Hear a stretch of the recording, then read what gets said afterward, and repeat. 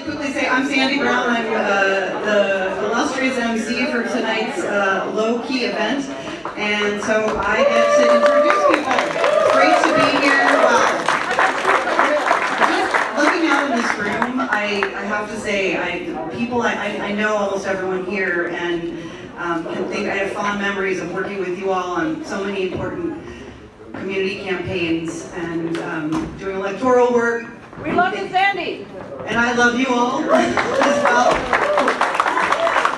So I'm going to pass the mic pretty quickly here because we have some people here who are going to speak about who they are, why they support Justin, their relationship with Justin. One of the things that we know about Justin is that he is really wonderful at bringing people together, working deeply in community with people, and getting things done as a result of that. And so you'll hear about some of those experiences this evening. And so I'm going to start with Karen Majora is going to be our first speaker. And she's going to come on up here. Karen is a local business owner, a treasured member of our community. She really brings people in through her businesses and the work that she does in our community to get together and do really cool stuff like beach cleanups, community education on a variety of issues. She's also a member of the Commission for the Prevention of Violence Against Women for the city of Santa Cruz, where she does really wonderful work. And I'm going to pass the mic to her. Thank you, Karen. Hi, everyone. Thank you so much. Thank you, Sandy. My name is Karen Madura. A little bit about myself before I talk about my dear friend Justin. I am a 22-year resident and a renter here in Santa Cruz. I am a small business owner of more than 10 years in the service and hospitality industries. I own Brady's Yacht Club in Seabright, the Parish Pub Public House in Aptos, and the Jury Room on Ocean Street. I'm busy, yeah. And as Sandy mentioned, I am currently a city commissioner, proudly serving on the Commission for the Prevention of Violence Against Women here in the city of Santa Cruz. There's Ann over there, another commissioner. And I would not hold that seat if it wasn't for the recommendation and the encouragement and support of Justin Cummings. So I really appreciate him nominating me for that and telling me that I should do this and getting more involved in this city that I love and live in. I am here because I support Justin wholeheartedly in his bid for 3rd District Supervisor. He is a true representative who believes in pragmatic government. He identifies problems and needs, and then he proposes solutions, and he takes the time to develop the plans to implement change, which is really important. It's very easy to talk the talk of politics, especially in this town, and it's much more difficult to actually write policies that get the job done. Justin has proven, through his work as a PhD candidate and now a doctor, that he has the experience and the perseverance to research and to understand the issues and the needs in our communities. He's able to understand the why so that he can, deliver the how on fixing these problems and making Santa Cruz better for all of us. This is what we want in a leader. This is who we want to represent Santa Cruz on the County Board of Supervisors. Justin has been a friend and ally of mine for almost 15 years. I knew him long before he had the wherewithal to put his passion into action and enter local politics when he was a student working tirelessly and impressively towards earning his PhD. I really think, and I know that he has the intellectual stamina to wade through the thick policy that is needed to effectively govern. I think we all know that politics is complicated and thick and sometimes boring, and we need somebody who can take the time to read through these things and comment on them and listen to people about all of this. Justin is a true feminist ally, and he wholeheartedly supports women as equals, which is so important in this day and age. Also, as a person of color, he knows firsthand the struggles to overcome people's perceptions and to prove his worth to those who might not listen initially. And that's a really important struggle to overcome and to help all of us. He really believes in lifting up everybody. I think as we all see, this is a strong community with a lot of different people, and together we are stronger, and Justin knows the value of that. He is a smart, educated man who is truly looking out for the interests of his constituents here in the city.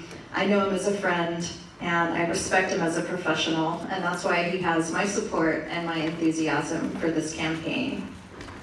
When he became a city council member, Justin reached out to me as a business owner to make sure I had a voice and representation when things were set to impact me and my business. That's the first time that I ever felt represented in the city, and it was really important to me and really made a difference in how I ran things and how I was able to help my staff and help my community. All of that got especially intense during the pandemic when 2 of my 3 businesses were effectively shut down, which was my livelihood that was, suddenly halted. He reached out to make sure that I knew about funding opportunities. He reached out to help make sure that myself and my staff knew about unemployment, that we knew about social services that were out. And then he reached out with information from the CDC and with county health when we did begin to reopen to make sure that we were doing it in the safest way possible. He took steps to ensure I had access to this information and to also help pass all of that information on to others. It is this type of leadership that makes me endorse him more than anything, because he thought about me, he thought about the people around me, and he reached out to make sure that we were connected to our community. And that's what we all need here. Moreover, as a woman, he has always treated me and others as an abundant equal, and he has worked to uplift me and to champion women around him. In this current era where we women suddenly feel like we are second-class citizens, most obviously seen in this devastating reversal of Roe v. Wade and the ripping away of the right to make our own healthcare decisions and to control bodily autonomy, people like Justin Cummings is an important ally, and he continues to be our ally.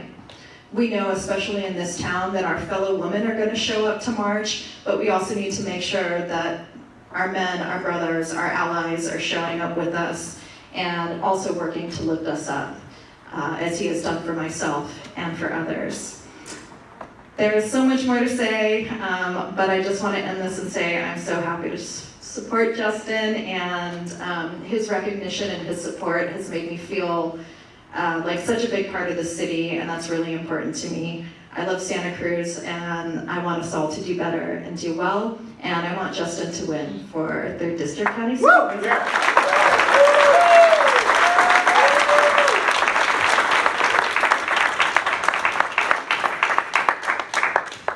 Great. So our next speaker is Cheryl Williams. And Cheryl Williams is a longtime county resident. She's lived here since 1979 and worked for the county for 32 years, recently retired from the county, and now is the executive director of a new organization that's doing really amazing work. Some of you may have been at the event was it last week or 2 weeks ago? Yeah. I'm sorry, I don't even remember what day is it. A wonderful event, and I'm looking forward to seeing more in the community. The organization is Santa Cruz Black, and Cheryl Williams is here to talk about why she supports Justin Cummings.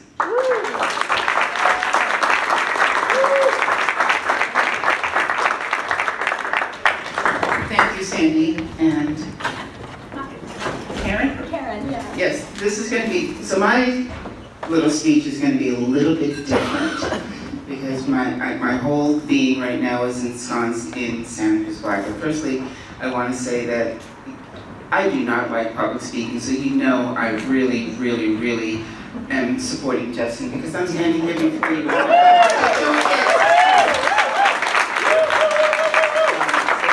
number one. And I did write something, but I couldn't print it. I'm here because I do believe in Justin and in his candidacy. And I met him in, was it 2018, 2017, when he was running for city council. And he became the first elected, well, one of two elected Black Americans to sit on the city council. And that is important because, well, I don't really have to tell you. If you're awake today, you pretty much know why that's important. But I will say something else. Now he's running. One of the things he's done is he has actually opened up the conversation for racial equity by his work in getting the Black Lives Matter mural, working with Abby Mustafa and Arts Council and other Black artists to have that painted. And that might seem like, oh, that's trivial, but no, it isn't. It was opening up a conversation that was needed. And it's because pay attention, the desecration of the mural tells you it's needed. What else? So, and that's important. That's extremely important for us to move together. If we're going to be talking about inclusion, and Justin does bring in everyone into the conversation, but we have to also remember that we're here too. So maybe I should go check and see what else I wrote. I don't want to talk about me, although I have a long history of community activism. I will say that he's done, and I don't want to reiterate what's on the website, but I am proud to stand beside this man and support him in his candidacy, because he would also be one of the first Black supervisors when elected, and I think we can do this. I really think we can do this. Yes, sir. All the things that Karen said, and all that you're going to read about him on the website. He's an environmental scientist, and yes, that means he has some initials after his name. That would be PhD. And he's actually worked with climate change and that drone technology associated with, you're going to have to remind me. I've been here for a long time. I came here when I was in my 20s, and so I'm kind of old. I cannot remember everything. Amen. That's okay. What else do I want to say about Justin? I'm supporting him because I just believe in him, and I honestly believe that he's going to come up with some solutions. In particular, the housing situation. We all know that there's a housing crisis across the nation in all 58 counties here in California, and Santa Cruz is probably one of the worst. So I think we need to see rent control on the table and discussed and be serious about it, not some formative this or that, something that's actually going to make a difference, because people's wages in the housing market is outpacing people's wages, and there's more people living on the streets, which is actually it's a county problem, because the county is a seat that handles health and behavioral health. And I know there's money to be had. Fred Keeley actually mentioned that at the Housing Santa Cruz soft launch. And somehow people have to find the political will. And I will be talking to Justin because he listened to me. He said a lot, and I just wrote him, and I kept writing back and forth, and we always talk about what's this and what's that. And this is me being nervous because I can't access my speech. You're doing great.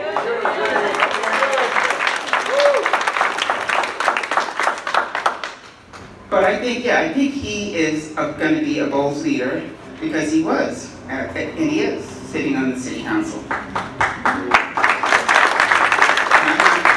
not going to reiterate what Karen said at all, because that's not necessary. You all heard. I don't believe in repeating. So I think what I'm gonna say is, can we bring Justin to the county of Santa Cruz as a supervisor for 3rd District? I think we can.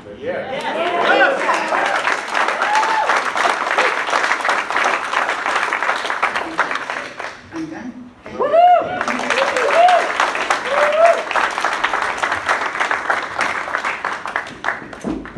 That's great too.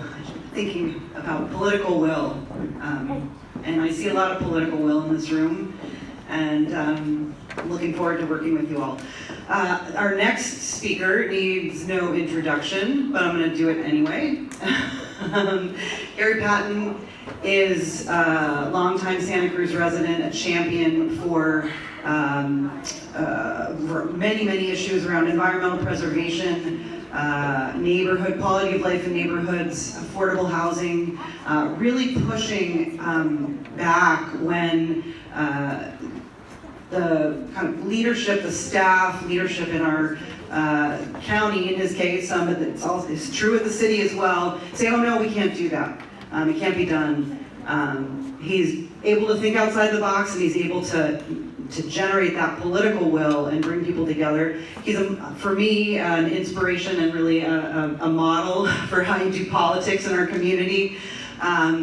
He was the 3rd District Supervisor for many years, and he'll tell you more about why he is endorsing Justin to fill that seat in our current moment.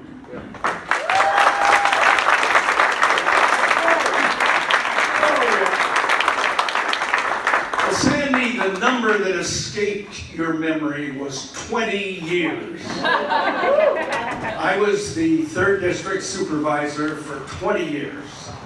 And I am honored to find somebody running for the Board of Supervisors for the 3rd District right now who I absolutely have total confidence is going to do the kind of things that I have always felt the county government is inspiring when it does it. And that is making it possible for ordinary people to have their government do what they want. That's what it's about. And we did that for the younger folks in the crowd. I was elected in 1975 to the board. I was 29 years old. And we fundamentally, it was the community, but the board provided money sometimes and actual legislation sometimes when necessary.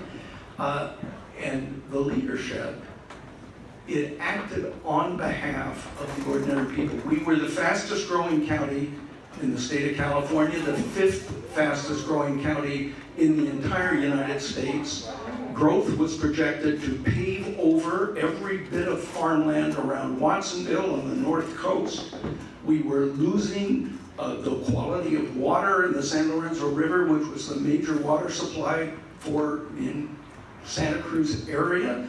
We had massive problems of all kinds, and we figured out how to change what was happening and do something better.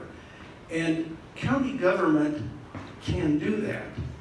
And I'll tell you why. A county supervisor, and you may not all have thought about this, but it is actually true. A member of the Board of Supervisors is the most powerful official that you are likely to run across. Now you can get Jimmy Panetta in here, you can get former Assemblymember Fred Keeley in here, you can get people representing the state government, the federal government. They have a lot of power, but they're 425th of the Congress, or 145 people up in the state legislature. 3 votes on the Board of Supervisors makes the difference. Fred knows that. He was there with me. We were often 3 votes. We had one other person there.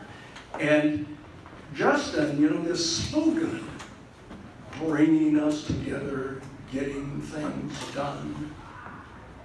Well, you know, Joy, Karen, Justin does that.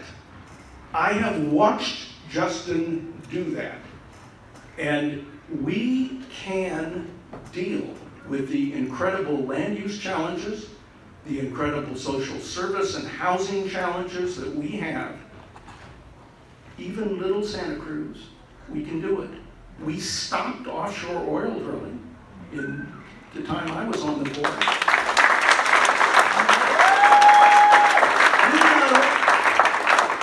Starting in Santa Cruz. It started in Santa Cruz. We got from Santa Cruz to coastal communities, cities and counties along the California coast, to the California State Legislature, to the United States Congress. We beat the oil companies, and for 27 years, year after year, in the federal budget, there was a moratorium on offshore oil drilling where it didn't already exist, protecting the California coast and protecting lots of other places around this nation. And we can do huge things when we organize that way. Justin already has a record of doing that. He's done it in the city, but when those Black Lives Matter protests occurred, and I'm sure you remember this, Justin just down the street here personally intervening with crowds that were quite upset, to say the least, directed the energy that needs to be applied to those issues. Joy alluded to them. He directed that into a positive direction. And he was part of a reform of some of our basic criminal justice procedures in Santa Cruz County, bringing in not only the city of Santa Cruz, other cities in the county and the sheriff. And he got something done.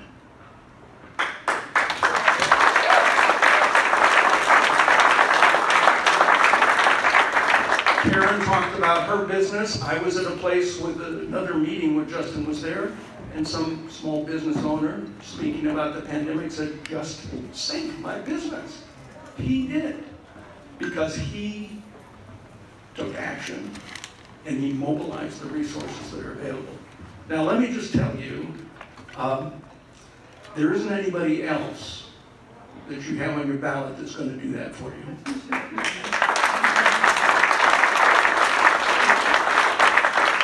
I've watched who's available to be the 3rd District Supervisor, and there are 2 people now, and there's only one of them that'll do a good job, and that is Justin Cummings.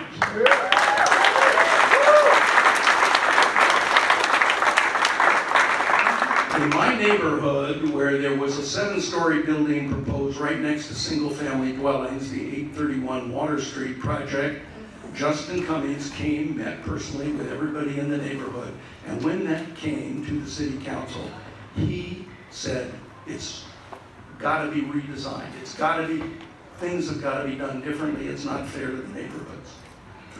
Well, this other person's running for the city council, for the Board of Supervisors on the city council. She was the swing vote to push through this oversized, horrible development. When they wanted to cut back social service funding for seniors, for people who really need funding in this last budget session, Justin said no. Well, his opponent said, the staff recommends that, let's do it. Let's cut out those services. Now, let me just tell you, it is hard to go against the staff. It is hard to go against the staff. But the way our government's supposed to work, the people who are elected take orders from us, and then they tell the staff what to do, not vice versa. That is a problem in the city, and it is a problem in the county, and Justin Cummings is going to get us to a much better place. Justin, whoever's going to take this microphone next. Before I do go, let me just say one other thing. From not the public official perspective, but the politician perspective, because I had to run for that office 5 times. I won 5 times. These campaigns are hard, and this one is going to be especially hard because the people who want to just turn this into Development City, who want to ignore some of the critical social and economic problems for renters and others, they want to take that seat. And they're going to, you may or may not have followed how they illegally used money, essentially from a local developer type group, coordinating with the campaign of Justin's opponent. Shouldn't have done it. Let me just say, this is going to be a very tough campaign. It can be won, but we have to do more than enjoy hearing from people like me, and then I'm sure let's get to Justin. We have to do it. We have to walk some precincts, and we have to, pull our checks out of wherever we got them. Somebody's going to start asking you for money pretty soon. Please give, and give generously, because it's for us. Thanks.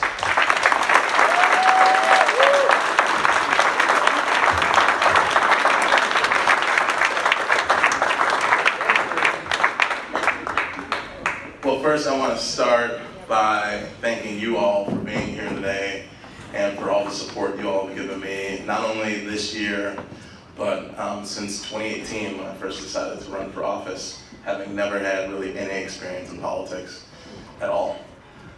Before I get started, I do want to thank Cheryl Williams for coming out and speaking, Karen Madura.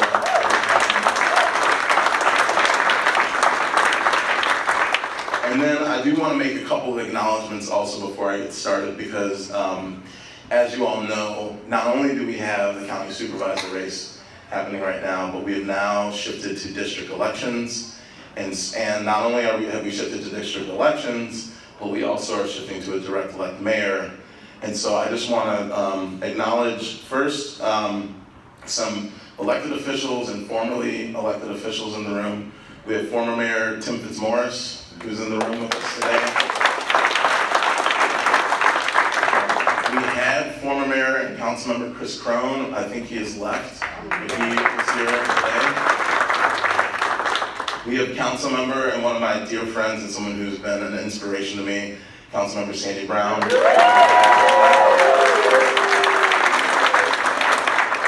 And then, as far as candidates are concerned, I want to take this as an opportunity to introduce you all to some of the candidates who are here in the room, because I think it's really important that, after I get done speaking and before you all leave, at least take the moment to introduce yourselves to them, to say hello to them, because I'll tell you, it is extremely difficult to find people to run for office. And when people step up to run for office, at a minimum, it's worth acknowledging that they're stepping up to do something that is critical for our community. And so I want to start District 4. It's my district, I'm no longer running, but Bodhi Chagrel is in the back. If you want to say hi. There's 3 other candidates, none of whom are also here, but just want to acknowledge that Bodhi's here today so you can go talk to him. From District 6, which is now the Lower West Side, from the circles up Western through half of campus, we have my dear friend Sean Maxwell, who's here in the room.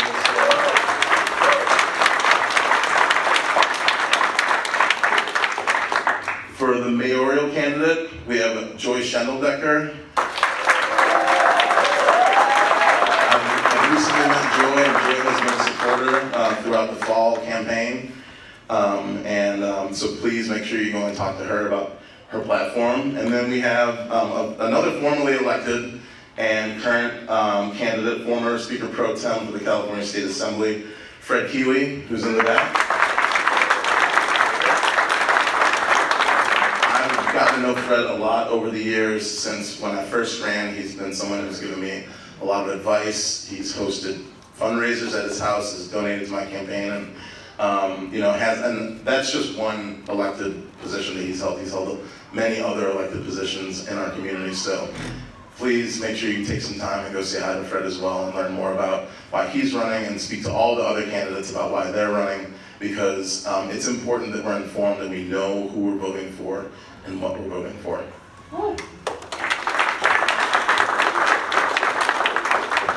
So I'm gonna spend most of the time talking about the fall campaign and what this means to not only me, but to all of us. This is my last year on the Santa Cruz City Council, and over the last 4 years, I've learned a lot about what it means to be an elected official, how to build relationships, how to build community, and how to get things done. The spring campaign, I think went phenomenal, and I want to start by thanking all of you for all your help, so I want to give you all a big round of applause.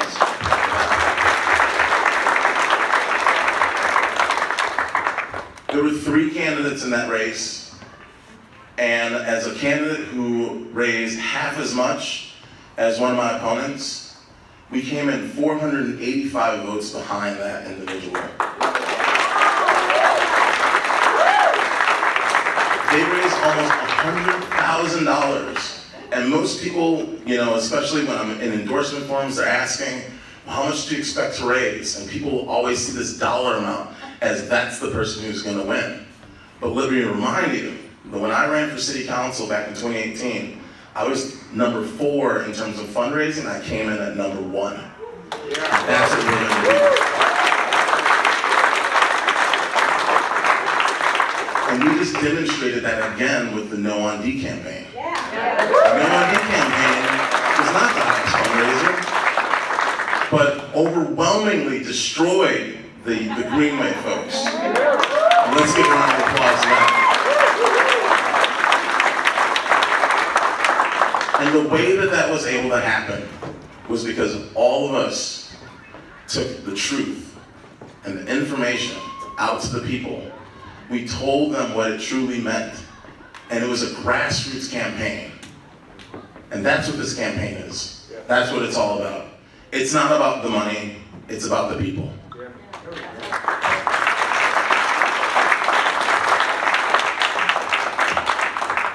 So currently right now, and I don't want to bring down the mood in the room, but we are living through some of the darkest times of my lifetime and maybe some of your lifetimes as well.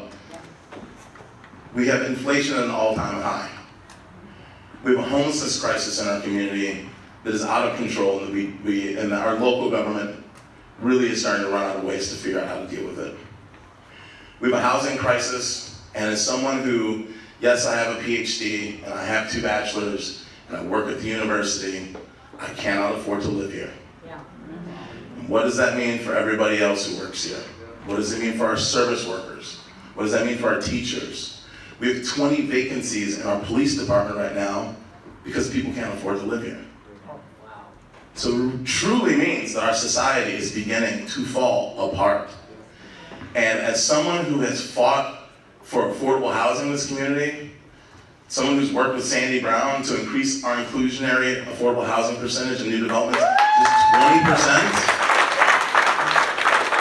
And mind you, yes, we would love to go to 30, we would love to go to 50, but the political will in this community is so weak when it comes to actually providing services and affordable housing for working people that we could only get it to 20%. And mind you, at the county, it's still 15%. And that's going to change when I'm elected.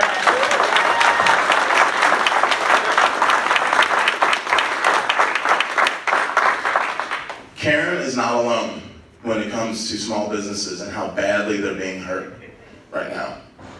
You go around town and you see so many small businesses where there are help wanted signs on their windows, and they can't find workers because they're not able to pay the wages for people to live here.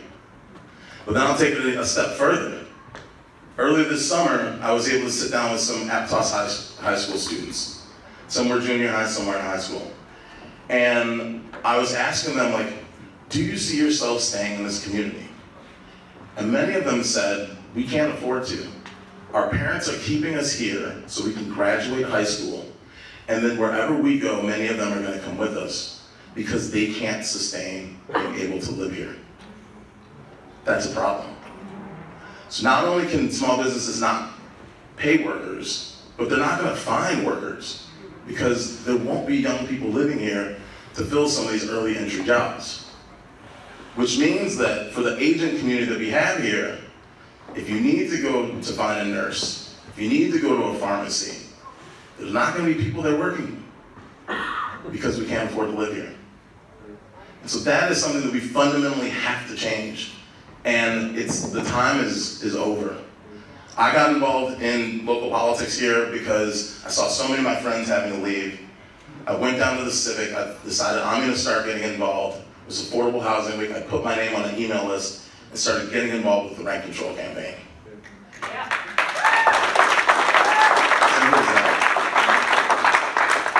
And I know that we have disagreements on rent control and whether we should or shouldn't have it. But at that time, it was a group of people who were actually trying to make a difference, to address a problem in our community that needs to be overcome. And maybe it's not perfect, but at least they're doing something. And now that rent control has failed, all those people who oppose rent control have done nothing to try to solve the situation. So today we see ourselves with another item on the ballot, which is the empty home tax. And why is that on the ballot? Because no one's doing anything, and we need to do something, and we need to do it now.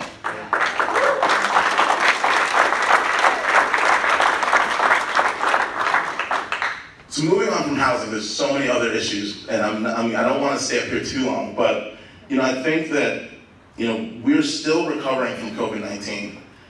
And having been mayor from the onset of COVID-19, I worked tirelessly to try to figure out how we could expand testing capacity. And working with UCSC and professors on campus, it was fighting tooth and nail to get the county to acknowledge that there was a lab on campus that was actually creating its own tests. They actually doubled the testing capacity in our community, which allowed small businesses to reopen more quickly and allowed us to be able to start moving about more freely. There were also professors on campus who gave advice on masking. What can we do to help allow businesses to operate? And we're still going through that today. And I will just say that one of the things that I'm hoping to do before I leave office is extend the outdoor dining, but that's going to terminate at the end of December. And I'll be honest with you, I'm going to need your help with that because there are some people on our city council who are saying, well, Public Works needs the parking. We need to give the parking back. And in doing so is leaving behind people in our community who are vulnerable still. They might be vaccinated, but they have health issues, and they do not want to go back inside. And this is just an example of the political will we need, and something that I will bring to the Board of Supervisors, because I'm going to listen to you all, hear your needs, and act on your behalf, rather than acting on behalf of what the staff wants, because it's the easy solution. Thank you.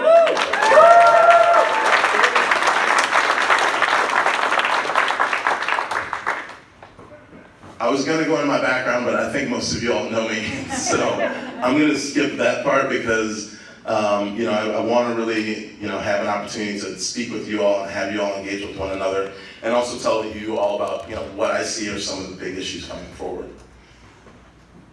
When we think about the North Coast, because that's a part of my district, Bonnie Doon, Davenport, some of the biggest issues that we're seeing there, increased tourism and the impacts on our environment because of lack of infrastructure. We're going to have to push really hard and work collaboratively to ensure that there's adequate parking, that there's bathroom facilities, there's trash pickup.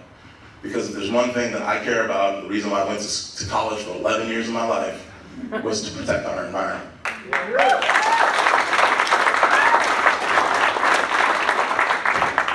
I have some dear friends of mine that now, 2 years after the CZU fires, are still living in trailers on their property. I know many people who still haven't been able to get permits through the county to rebuild their homes. That is a problem. We were able to evacuate, and I commend the county for their actions in being able to evacuate people during the CZU fires, but the fact of the matter is, we were not ready for that. We were not ready for what happens if there's a major fire and people lose their homes. How are we going to get them to be able to rebuild quickly? There was no plan. And so not only do we need to continue to work on that plan, we need to help the people rebuild now. We need to work with our state insurance commissioner and make sure that they're going to have a plan with how the insurance companies are going to get money into the pockets of people who lost their homes. And we need to make sure that we are able to give people who live in these areas an opportunity and a plan on how they can defend themselves and how they can defend their homes. There are not enough firefighters in the state of California to fight every single year the biggest fire in the state's history. But if we teach people and give them the tools and the means to be able to save their own homes, we will be able to make a difference.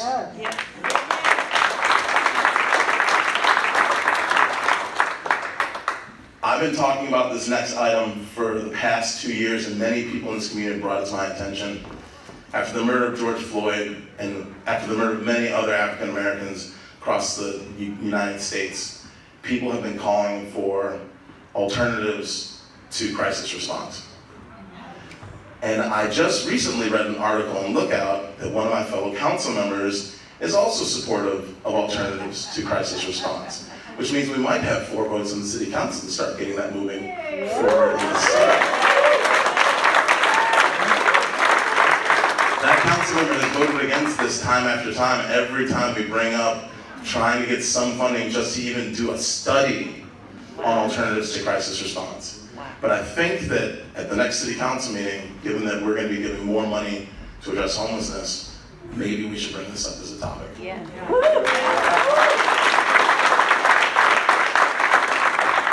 But this is something that Santa Cruz has a history of doing. We have mental health professionals working with police officers, going out for calls on mental health.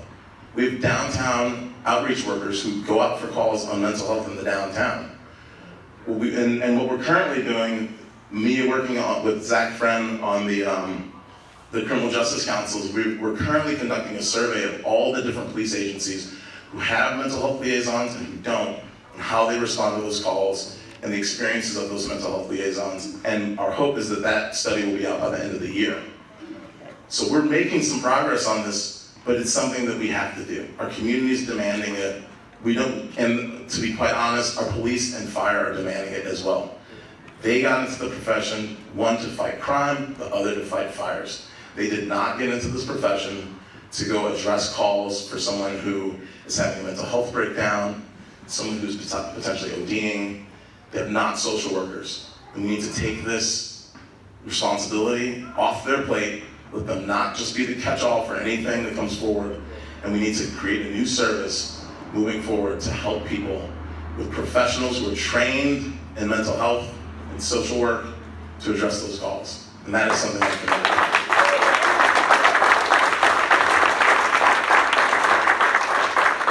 We're going to continue, as I mentioned before, increasing the inclusionary housing unit in the county for affordable housing to 20% at a minimum. We're going to continue working on small business protection to make sure that small businesses are going to be protected and able to operate outdoors as we continue to get through COVID-19. We just voted the other day to invest $5 million from the city of Santa Cruz into Watsonville Community Hospital, along with other communities. And we need to continue to support having another hospital in our community because with the population growth that we're going to see, we must have health care for all. I'm committed to increasing tenant protections at the county level because one of the things that I've been getting calls from outside the city where people's landlords are trying to bully them into signing notices to quit, moving out. People who have been impacted by COVID are still trying to recover, and that is not okay. And so we need to have stronger tenant protections in this community because we are the workers and we are the ones who are holding this community. I'm committed to working on reducing our carbon emissions and mitigating the impacts of climate change. A big part of that is through investing and moving forward with alternatives for transit. So making sure that that infrastructure bill, that $1.3 trillion that got spent at the federal level, that we're getting some of that money so we can make this rail move forward along with our trail.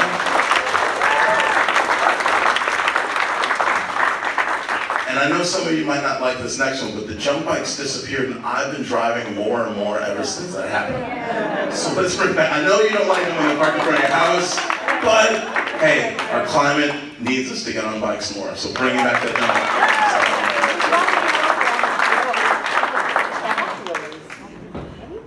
bike. one thing I will say, I've sat down and spoken with Amy Chen Mills, who was one of my opponents in the spring election. And I think something that was actually missing from my campaign that she has educated me on and I've now adopted in my campaign is also really having a strong focus on food security. Yes.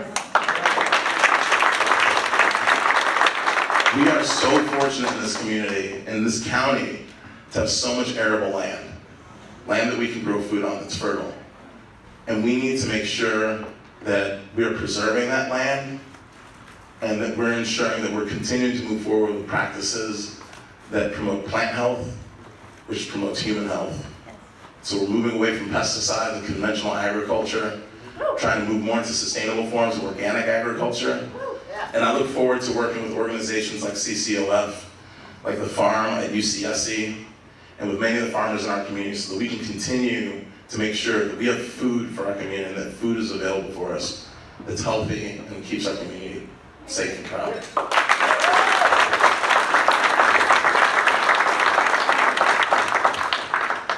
And last, I can go on and on, there's so many things I want to work on. But lastly, I do want to say, and this is coming from a place of where professionally I've been for some time right now, but workforce development, especially uplifting communities of color, is one of my top priorities as a county supervisor.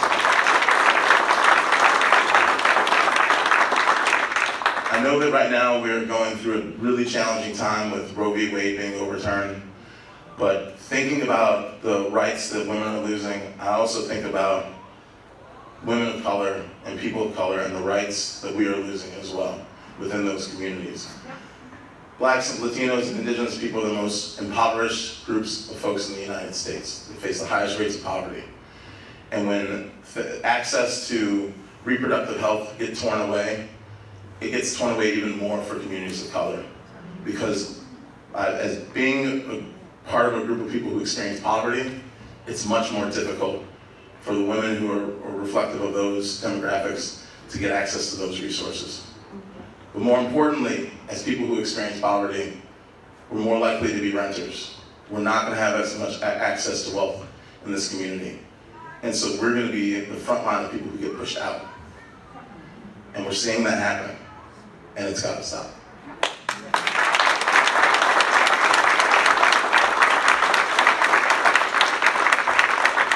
And so what that means is that we need to figure out pathways for upward socioeconomic mobility. We need pathways for people of color to get housing, to get good paying jobs, to be able to have good access to health care. And I say this from the position of focusing on people of color because if we solve problems for the people who are at the bottom, that's going to trickle up to the top.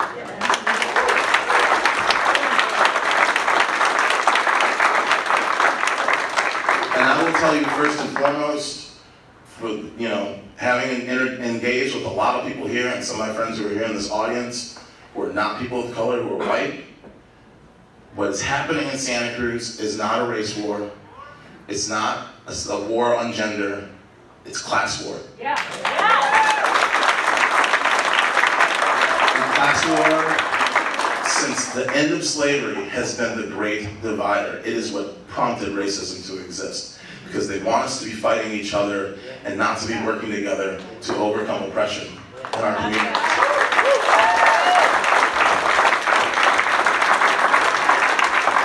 And that, my friends and colleagues, is what this election is all about. You have a candidate who's standing before you who is taking donations from working people, and you have a candidate who's taking donations from large developers, from real estate, from landlords and people who fought things like rent control because they don't want to see the profits lost.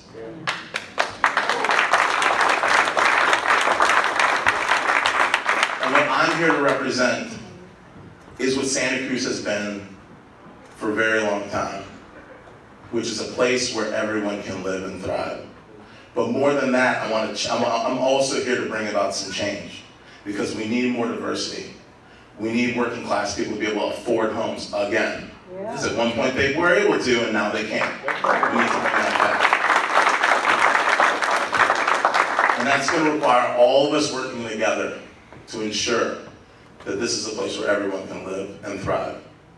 We're not always going to agree. We're not always going to get along. But I'll tell you what, on the other side, when they have differences, you know what they do? They set those differences aside, they figure out how to work together, and they keep moving forward. What we've been experiencing is that when we have differences, it drives us apart. And we can't let that happen. Can't let that happen.